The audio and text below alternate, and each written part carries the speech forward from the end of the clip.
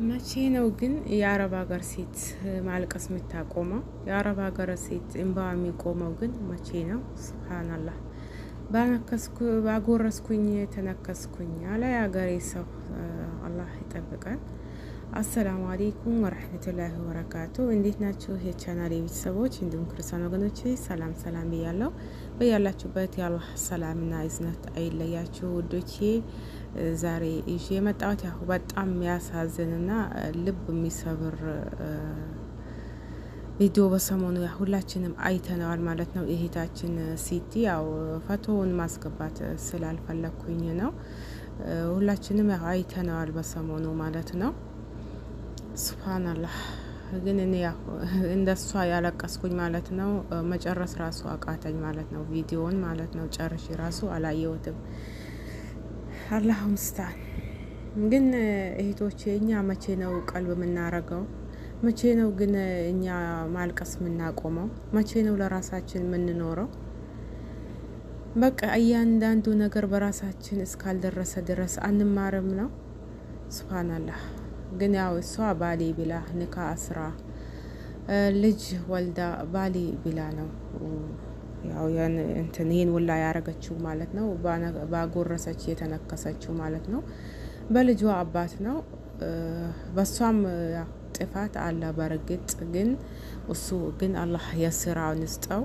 የሷ ጥፋት ምንድነው? የፈለገም ቢሆን ማለት ነው አንድ ላይ አብረን እስካልሆንን አንድ ላይ አብራ እስካኖረች አንድ ቤት ጠቅልላ ገብታ አገር እስካኖረች ድረስ የያዘችውን ሁሉ ለሱ ማረጓ አልነበረባትም። እህቶቼ ጥንቃቄ እናርግ። በየጊዜው ባየነው ነገር ሁላ ያው አዝነን ወይኔ ብለን ብቻ ማለፍ የለብንም ውዶቼ። መማር አለብን። እያንዳንዱ ነገር በራሳችን እስካልደረሰ ድረስ ብለን በቃ በእኛ እስኪ ድረስ መጠበቅ የለብንም። ይሄን አክል በቃ እኔ እንጃ በጣም ያን ይከብዳል። እሷም ጋር ጥፋት የለም ወይ? አለ በእርግጠኝነት የፈለገም ቢሆን ባሏም ይሆን አሁን በዚህን ጊዜ ለምን አባት እናት አይሆንም? እህት ወንድም አይሆንም? የራሳችንን ጋር የሆነ ነገር መኖር አለበት። ሀባይብ አገር ገብተን ቤትም ብንሰራ መሬትም ብንገዛ የሆነ ነገር ብናረግ አላየነውም፣ በአይናችን አላየነውም፣ በእጃችን አልተረከብነውም። በሰው ስም በቤተሰብ ስም ወይ በአባት በእናት በሂት በወንድም በቃ በእንደዛ ነገር ነው ያለው። ምን አይነት ነው? በትክክል ህጋዊ ነው ወይ? ህገ ወጥ ነው ወይ? ሚሆን ቦታ ነው ወይ? ምን አይነት ነው? ያየን ነገር የለም፣ ያወቀን ነገር የለም። ያለንን ነገር ጨርሰን ለምንድን ነው ወደ ሌላ ሰው የምናረገው? ራሳችን ጋር ለምንድን ነው የሆነ ነገር ማናስቀረው? የረገጥኩት ጫማ የመዳሜ ልጅ የሰጠችኝ ጫማ ነው አለች እኮ ሀባይብ። ተኸየሉ። ለምንድን ነው ራሳችንን በዚህ ልክ ምንጥለው? እሱ የሚወደን የሚያከብረን እኮ ራሳችንን ስንጠብቅ ነው። ለራሳችን ቦታ ስንሰጥ ነው። ለራሳችን እኛ ቦታ ስንሰጥ ነው ለእኛም ቦታ ሌላው የሚሰጠ። ራሳችን ስንንከባከብ ነው። ራሳችን ስንጠብቅ ነው። በቃ እሷማ ራሷን ጤላ እሱን ያለች እሱ ደግሞ ወደ ሌላ ማለት ነው። ግን ይሄ ሁላ ተገቢ ነው ወይ? ይሄ በዚህ ልክ መሆን አለበት ወይ? ራሳችን ጋር ለምን ደበቅ እናረግም? የሆነ ነገር ያው መደበቅ ማለት በእርግጥ ባልና ሚስት የሚደባበቁ ነገር የለም። ራሷን አሳልፋ ሰጥተዋለች፣ ራሱን አሳልፎ ሰጥቶታል። ከዚህ በላይ እኮ የለም። ግን ምንም ቢሆን በሱ ደበቀች የሆነ ነገር ራሳችን ጋር ያዝን። አሁን እሷ ያልኩኝ ያወራለ እንጂ ሁላችንም ማለት ነው ራሳችን ጋር የሆነ ነገር አለ ማለት ለሌላ ሰው አሳልፈን እንሰጣለን ማለት እኮ አይደለም። ዞሮ ዞሮ የጋራ ነው። ግን እጃችን ላይ የሆነ ነገር ሊኖረን ይገባል ውዶቼ። ለምን እንደዚህ ባዶ ራቆት እንሆናለን? አስሊ የሆኑ ልብሶች፣ አስሊ የሆኑ ጫማዎች፣ አስሊ የሆኑ ሻንጣዎች መቼ እንደምንገባ በምን ሁኔታ እንደምንገባ መቼ እናውቃለን? የሆነ የተወሰነ ነገር መኖር አለበት። ምንለብሰው መኖር አለበት። እጃችን ላይ የሆነ ነገር መኖር አለበት። እንደዚህ ለምንድን ነው ራቁታችን ባዶዋችን የምንቀመጠው ውዶቼ? ለምንድን ነው ይሄን አክል እንደዚህ የምንሆነው? የሆነ ነገር የተወሰነ ነገር ራሷ ጋር ቢኖር እኮ ሌላው ቀርቶ በቃ የራሱ ጉዳይ ብላ ጤላው እንኳን ተሰዳ ለመስራት እንኳን የምትሄድበት ራሱ እኮ የላትም። ቆይ ጫማ የመዳሜ ልጅ የሰጣችን ጫማ ነው። ለምንድን ነው በዚህ ያክል ራሳችንን ምንጥለው? ባላችን እንውደደው እና ክብረው፣ እሱም ደግሞ በዛ ልክለኛ ግን እሱ እንደዛ ሆነም አልሆነም የኛን ሀላፍትና እንዋጣ። ግን ይሄን አክል ብር ስለሰጣ ነው ራቁታችን ስለቀረን ያለንን ጨርሰን ስለሰጠን እኮ አይደለም የሚወደን ማለት ነው።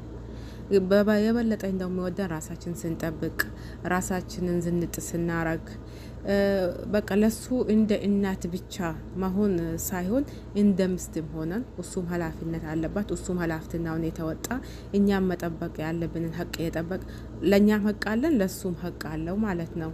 የእርስ በርሳችን ሀቅ ተጠባብቀን ተዋደን ተፈቃቅረን ነው እንጂ መኖር ያለብን። በዚህ አክል ይሄን አክል ራስን ጥሎ ምን ማለት ነው ግን? ያ አላህ ሱብሃንአላህ። ግን ለሱ አላህ የስራውን ይስጠው። እንደዚህ ለምታረጉ ወንዶች ግን አላህን ፍሩ፣ አላህን ፍሩ። ይተቀላኩም ፈጣሪያችሁን ፍሩ። ሰውን ባትፈሩ እናንተ ዛሬ ጉልበት አለኝ የበላይ ነኝ ብትሉ ከናንተ ደግሞ የበላይ የሆነው አለባችሁ ማለት ነው። ፈጣሪያችሁ አለባችሁ። ፈጣሪን ፍሩ። የነገ ህይወታችሁን ፍሩ። እንደዚህ የምታረጉ ወንዶች አላህን ፍሩ። ማስተዳደር እንኳን ባችል ማስደሰት ባትችል በዚያ ያክል አታስለቅስ። በቃ እስቲ ራሷን ልችል ራሷን የሰው ሀገር ተሰዳ የሰው ሀገር ተንከራታ ስትሰራ ራሷን እንድትጠብቅ ራሷን እንድችል እስቲ በሱ ርዳት። ቢያንስ ሰርተክ ባታኖራት ባታስተዳድራት እስቲ ተባበራት በሱ በቃ። እኛም ደግሞ ሀባይ በዚህ ያክል ራሳችንን መጣል የለብንም።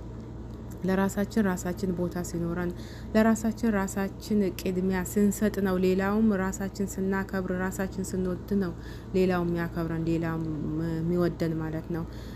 ሀባይብ እጃችን ላይ ያለ ነገር አማና የፈለገ ነገር ይሁን የራሳችን ጋር የሆነ ነገር መኖር አለበት። የራሳችን ጋር የሆነ ነገር መኖር በቃ ይሄ ግዴታ ነው ማለት ነው። ያለን ነገር ሁላ አሟተን ሰጥተን ባዶ እጃችን መቅረት ይሄን አክል ዋጋ ያስከፍለናል ማለት ነው። ይሄን አክል እንደዚህ አታለቅስም ነበር እንደዚህ አትሆንም ነበር ራሷ ጋር የሆነ ነገር ቢኖር። ግን ያላትን በሙሉ ለሷ ማጣ መስጠቷ ነው። ይሄን አክል 10 አመት ድረስ ሰው ሀገር ተሰዳ ሰው ሀገር ሰርታ ይሄን አክል ምንም የለኝም ማለት በጣም የሚያምነው በጣም ማለት ነው ለማመን የሚከብድ ነው ማለት ነው። 10 አመት ማለት ቀላል አይደለም ሀባይብ።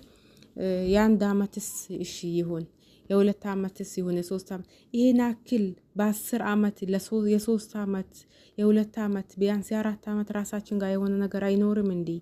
ለምንድን ነው በየጊዜው የሰማን በአንድ ጆሮአችን ሰምተን በአንድ ጆሮአችን ምናፈሰው? ለምንድን ነው ማንማራው ውዶቼ? በቃ ባሌ ነው ባሌን እንደ ባልነት ልንከባከበው እንጂ ያለኝን በሙሉ ሰጥቼው ይሄ ግዢ ነው ወይስ ምንድን ነው? ሁለት አባቱ ተሳስቦ ነው አይደል እንዴት ትዳሩን ህይወቱን የሚመራው? ለሱም ትዳሯ ነው ለሷም ትዳሯ ነው። ሁለት አባቱ ተሳስቦ ተመካክሮ ነው ትዳሩን መምራት ያለበት እንጂ እሷ ብቻ ተሸክማ ይሄን አክል ይሄማ ሸክም እንጂ ምንድን ነው? እንደዚህ ደግሞ እንደዚህ አይነቱ ኖሮ ያልጠቀመ ቢሄድስ ምን ይጎዳል? ይሄን አክል እንትን ጨርሳ ሁሉ ነገር ሰጥቷ ራቁቷን መቅረት ማለት በጣም የሚያምነው ወዶቼ። እኛም ደግሞ ሰምተን ከሚያለቅሱት አልቅሰን ለጊዜው በቃ እንደዚህ ሆነ ምናምን ብለን አውርተን ማለፍ ሳይሆን ራሳችን ላይ ጥንቃቄ ማድረግ ማለት ነው ወዶቼ። በእያንዳንዳችን ነገ ምን እንደሚደርስ አላህ ነው የሚያውቀው። ዛሬያችንን እንጂ ነገያችን አናቅም። ነገያችን በአላህ እጅ ነው እና ይሄን አክል ራሳችንን መጣል ራሳችንን መጉዳት የለብንም። ብቻ በጣም ያናድዳል ወላሂ። ብዙ ማውራት ይቻል ነበር ግን ያው የልጆቹም ድምጽ ስላለ ረብሻል። አሁንም ጀመሩ ማለት ነው።